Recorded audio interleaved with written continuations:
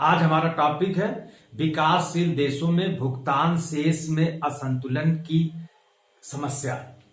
भुगतान शेष विकासशील देशों में भुगतान शेष असंतुलन की समस्या क्यों उत्पन्न होती है?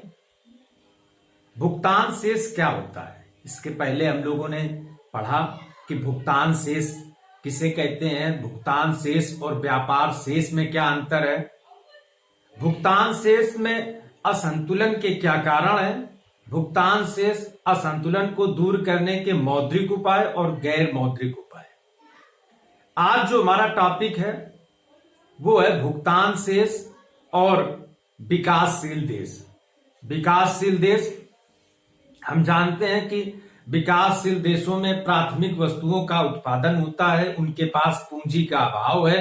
पूंजी के अभाव के कारण वो अपने प्राकृतिक संसाधनों का आर्थिक दोहन नहीं कर पाते हैं। इस कारण से उनके यहाँ उत्पादन कम होता है। उत्पादन कम होने के कारण आयात पर निर्भरता अधिक होती है, उनका निर्यात कम होता है। इस कारण से भुगतान शेष में असंतुलन बना रहता है। भुगतान शेष किसी देश का एक निश्चित समयावधि में अन्य देशों के साथ मौद्रिक लेन देन, जिसमें दृश्य मदें अदृश्य मदें शामिल होती हैं। तो भुगतान शेष विकासशील देशों में असंतुलन के क्या कारण है? उसका कारण है पहला कि यहां पर प्राथमिक वस्तुओं का निर्यात किया जाता है। विकासशील देशों में प्राथमिक वस्तुओं का निर्यात किया जाता है। प्राथमिक वस्तुएं वे वस्तुएं जैसे कच्चा माल। अब चूंकि इनके पास, विकासशील देशों के पास पूंजी का अभाव है, पूंजी की कमी के कारण से ये अपने कच्चा माल को फिनिश गुड में बदलने में नाकाम रहते हैं, असफल रहते हैं। इस कारण से इनका जो उत्पादन है वो कम होता है। तो यहां से विकासशील देशों से कच्चा माल निर्यात होता है और बाद में वही निर्मित गुड्स जो है फिनिश गुड बन करके वापस आता है। तो जाता सस्ता है, कच्चा माल सस्ता चला जाता है और वापस जब आता है आयात के रूप में तो वो अंतर वो महंगा होता है। तो ये जो अंतर होता है ये भी भुगतान शेष में असंतुलन उत्पन्न करता है। दूसरा कारण क्या है कि प्राथमिक ये जो वस्तुएं होती हैं इनके कीमतों में उच्चावचन होता है। फ्लैक्चुएशन, प्राइस में फ्लैक्चुएशन बहुत अधिक होता है। उसका कारण क्या है कि जब जो कच्चा माल है, जब मौसम आता है उस समय उत्पादन अधिक हो, उस समय ज्यादा पूर्ति हो जाती है तो बाजार में प्राथमिक वस्तुओं की कीमतें गिर जाती हैं। इसका भी भुगतान शेष असंतुलन पर प्रभाव पड़ता है। भुगतान शेष में असंतुलन उत्पन्न करता है क्योंकि कीमतें जो है उसका निर्यात मूल्य कम हो जाते हैं और फिनिश गुड चूंकि वो महंगे होते ही है। तो इस कारण से ये अंतर जो होता है, फ्लैक्चुएशन, ये कीमतों में जो फ्लैक्चुएशन होता है ये भी भुगतान शेष में असंतुलन को उत्पन्न करता है। तीसरा एक कारण है कि निर्यात में विविधता की कमी होती है। विकासशील देशों में चूंकि उत्पादन कम होता है, उत्पादन कम होने के कारण उनके निर्यात में विविधता नहीं होती है। उनका प्रायः जो निर्यात होता है वो प्राथमिक वस्तुओं का ही होता है और प्राथमिक वस्तुओं के साथ समस्या ये है कि इनकी कीमतों में उच्चावचन बहुत अधिक होता है, फ्लैक्चुएशन जो है बहुत अधिक होता है। निर्यात में विविधता की कमी भी भुगतान शेष में असंतुलन उत्पन्न करती है। एक और कारण है कि विनियोग आकर्षण में कमी होती है। अब विकासशील देशों के पास फिर वही समस्या कि एक देश गरीब क्यों है? क्योंकि वो गरीब है, उसके पास पूंजी का अभाव है। विकासशील देशों में पूंजी की कमी होती है और पूंजी की कमी के कारण इनका आधारभूत संरचना जो है वो कमजोर होती है, वो वैश्विक प्रतिस्पर्धा योग्य नहीं होती है या निवेश को आकर्षित करने में अक्षम होती है।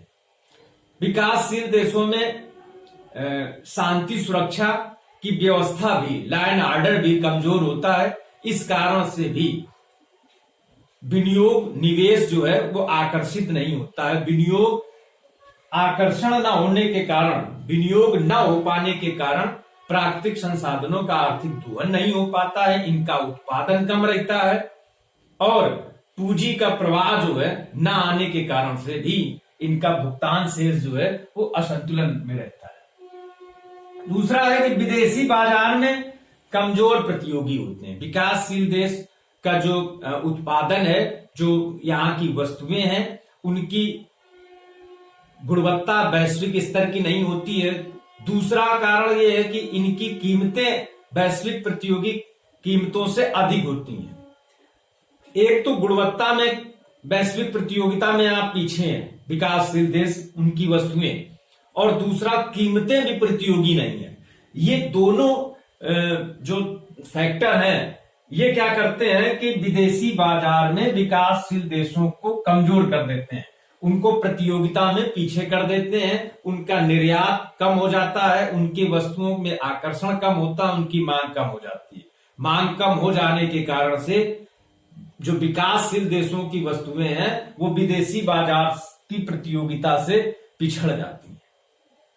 ये सभी कारण, वो चाहे प्राथमिक वस्तुओं का निर्यात हो, प्राथमिक वस्तुओं की कीमतों में उच्चावचन हो, निर्यात में विविधता की कमी हो, विनियोग आकर्षण में कमी हो और विदेशी बाजार में कमजोर प्रतियोगी, ये सभी कारण विकासशील देशों के भुगतान शेष में असंतुलन को पैदा करते हैं।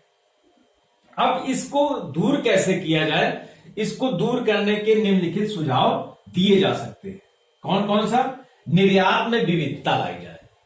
पहला क्या है कि जब निर्यात में विविधता होगी, कई प्रकार की वस्तुओं का जब निर्यात होगा तो जो कीमतों में उच्चावचन होता है उसके प्रभाव को हम शून्य कर लेंगे। तो पहला का सुझाव यही है कि निर्यात में विविधता लाई जाए। दूसरा क्या है कि विनियोग को आकर्षित किया जाए, किसी भी प्रकार से आधारभूत संरचना को मजबूत किया जाए और देश में शांति सुरक्षा का वातावरण पैदा किया जाए, इससे ही विदेशी पूंजी आकर्षित होती है। तो वो सभी उपाय जिनके द्वारा हम विदेशी पूंजी को आकर्षित कर सकते हैं, उन सभी उपायों का प्रयोग किया जाना चाहिए ताकि भुगतान शेष के जो असंतुलन उत्पन्न हो रहे हैं उसको दूर किया जा सके। तो विनियोग को आकर्षित किया जाए, निर्यात प्रोत्साहन कार्यक्रम चलाए जाए, निर्यातों को बढ़ाना, चूंकि भुगतान शेष में असंतुलन का ही जो निर्यात और आयात में अंतर, विदेशी व्यापार घाटा, ये जो भुगतान शेष के असंतुलन को जन्म देता दृश्य मदों के संदर्भ में। तो निर्यात प्रोत्साहन कार्यक्रम चलाए जाने चाहिए, हर संभव उपाय किए जाने चाहिए ताकि देश के निर्यात को बढ़ावा मिल सके। निर्यातकों को कई प्रकार की जो कर है, चाहे वो प्रत्यक्ष कर हो या अप्रत्यक्ष कर हो, उन करों में छूट देनी चाहिए। निर्यातकों को रिसर्च एंड डेवलपमेंट के लिए सस्ता ऋण उपलब्ध कराना चाहिए, निर्यातकों को उत्पादन के लिए सस्ता ऋण उपलब्ध कराना चाहिए और समय से कच्चा माल पर्याप्त मात्रा में कम कीमतों में उपलब्ध कराया जाना चाहिए। ये सभी जब निर्यातकों को ये सभी जब सुविधाएं निर्यातकों को दी जाएगी तो निश्चित रूप से निर्यात प्रोत्साहित होगा। विदेशी बाजार में जो देश के निर्यातक हैं उनको विदेशी बाजार खोजने में सहयोग करना चाहिए ताकि उनकी वस्तुओं की मांग बढ़ सके, देश का निर्यात बढ़ सके, भुगतान शेष की प्रतिकूलता को दूर किया जा सके। अगला है कि उत्पादन वृद्धि को प्रोत्साहित किया जाए। अब चूंकि जब विकासशील देशों के साथ समस्या यही है कि आयात पर निर्भरता अधिक है, देश में पूंजी का अभाव है, पूंजी के अभाव के कारण से वो प्राकृतिक संसाधनों का दोहन नहीं कर पाते हैं, उत्पादन कम है, जनसंख्या अधिक है, जनसंख्या अधिक होने के कारण से मांग अधिक है। अब चूंकि देश में वस्तुओं का उत्पादन कम है, इस कारण से इस मांग को पूर्ति करने के लिए आयात की जाती है, इससे भी भुगतान शेष में प्रतिकूलता उत्पन्न हो जाती है। तो उत्पादन वृद्धि को हर हाल में प्रोत्साहित किया जाए ताकि देश में आयात कम हो और दूसरा उत्पादन जब अधिक होगा तो हमारा निर्यात भी बढ़ेगा। तो दोनों स्थितियों में देश को लाभ मिलेगा, आयात घटेगा, निर्यात बढ़ेगा।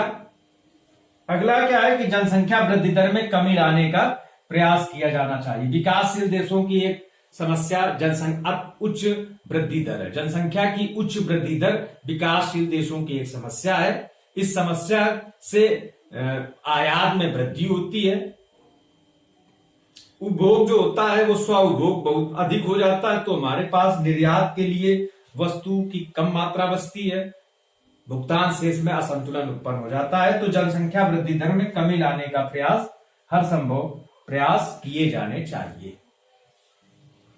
अगला है कि पर्यटन को प्रोत्साहित किया जाए। देश में जितनी भी प्राचीन धरोहरें हैं, स्मारक हैं, इमारतें हैं, उनको और आकर्षित बना करके विदेशों में उसका खूब प्रचार प्रसार करना चाहिए, ताकि विदेशी पर्यटक हमारे देश में आए। मेडिकल की सुविधाएं इस प्रकार से, भारत की चिकित्सा पद्धति को इस प्रकार से प्रोत्साहित किया जाना चाहिए कि विदेशों से लोग हमारे देश में इलाज कराने के लिए आए। तो इस हर संभव प्रयास ये किया जाना चाहिए कि पर्यटन को प्रोत्साहित किया जाना चाहिए। देश के विश्वविद्यालयों और कॉलेजों के स्तर को ऊंचा करना चाहिए, ताकि विदेशी छात्र हमारे देश में पढ़ने के लिए आए। इससे भी विदेशी पूंजी देश में आएगी, भुगतान शेष की जो असंतुलन है उसमें दूर करने में सहयोग मिलेगा। तो हर संभव प्रयास किया जाना चाहिए कि हर प्रकार का जो भी पर्यटन है वो प्रोत्साहित हो सके। तो ये सभी उपाय हैं जो भुगतान शेष के जो असंतुलन उत्पन्न हो रहा है उसको दूर करने के ये सभी सुझाव हैं। तो इस प्रकार से ये प्रश्न पूरा हो जाता है। कई बार पूछा जाता है कि विकासशील देशों में भुगतान शेष के असंतुलन की समस्या के क्या कारण हैं और उन कारणों को दूर करने का सुझाव दीजिए। धन्यवाद।